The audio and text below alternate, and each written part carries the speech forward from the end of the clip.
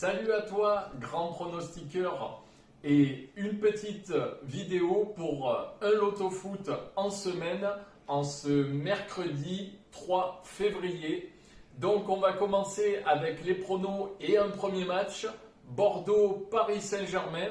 Alors cette semaine, enfin plutôt ce week-end, j'ai eu le plaisir d'assister à un Bordeaux-Metz. Donc Bordeaux, ça fait peur. Ça a marqué 1-0, ça s'est recroquevillé en défense, ça n'a pas joué. Une victoire messine amplement méritée. Donc même si Paris Saint-Germain va se préserver pour la Ligue des Champions, je pense qu'ils sont capables de s'imposer à Bordeaux. Croix simple sur le PSG. Match numéro 2, Lille-Marseille. Marseille, alors en coulisses, je rigole de McCourt qui annonce dans la presse l'OM n'est pas à vendre, on vise des titres cette saison avec la Coupe de France. On est, je sais même pas en 32e de finale, donc c'est quand même pas mal d'annoncer des choses comme ça. Mais bon, j'ai quand même envie de croire à une réaction marseillaise. Je me méfie toujours des Lillois, donc je place un triple sur ce match-là. Match numéro 3, Strasbourg-Monaco. Strasbourg proche de l'exploit ce week-end avec un but de la tour de contrôle alsacienne. Mais bon, Monaco qui a que le championnat à jouer et qui me semble très en jambes ces derniers temps. Donc je vais privilégier une victoire des Monégasques à l'extérieur avec un match nul. Match numéro 4, Montpellier-Lorient. Alors là aussi, si tu as eu le bonheur d'assister au multiplex de ce week-end, le Reims-Montpellier était extraordinaire. Lorient, ça a gagné, il fallait que ça gagne. Mais maintenant, j'ai envie d'accorder ma confiance à Montpellier et au match nul. Si Mollet et Savanier ne se marchent pas dessus en milieu de terrain, ils sont capables de décrocher la victoire. Ensuite, match numéro 5, Metz-Angers. Alors Metz, c'est le Man United de la Ligue 1 cette saison, c'est pas mal. Antonetti fait du bon boulot et donc je vais miser sur Metz et placer un petit concombre sur les Angevins qui ont besoin de réaction et qui ont concédé un nul contre Lens dans les dernières minutes. Donc je vais privilégier une croix sur Metz et une croix sur Angers. Match numéro 6, Saint-Étienne-Lens. Alors là, je ne sais pas, intuition, j'ai pas envie d'hésiter, je m'élance. Pourquoi ? Parce que je dis que Lens, ça baisse, Lens, voilà, j'attends entre guillemets la défaite des Lensois, mais Lens, ça joue très bien au football, à la manière d'un Metz, donc j'ai envie de leur faire confiance et de replonger les doutes dans les têtes stéphanoises, donc une victoire de Lens à l'extérieur. Ensuite, match numéro 7, Lyon-Rennes.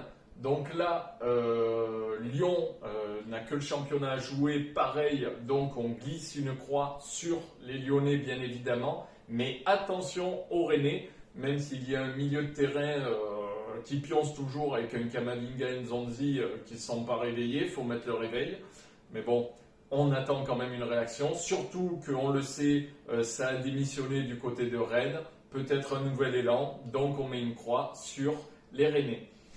Ensuite, nous passons à Nantes-Reims. Nantes qui a fait un match nul. Nantes qui a besoin de points. J'ai hésité longuement sur ce match à positionner ma croix sur un match nul. Mais je vais accorder ma confiance aux Nantais avec une victoire des Nantais. Mais ça sera, je pense, pas extraordinaire. Ensuite, match numéro 9. Brest-Dijon. Dijon, compliqué. J'ai accordé ma croix sur les Brestois. Pourquoi ? Parce que je pense que Dijon, c'est complètement perdu. Brest, il faut que ça gagne. Ça va être 1-0 ou 2-0. Voilà, je vois une victoire de Brest. Ensuite, match numéro 10, Nice-Nîmes. Donc là, les Nîmois restent sur une bonne passe avec quelques matchs sans défaite, je crois 3 ou 4.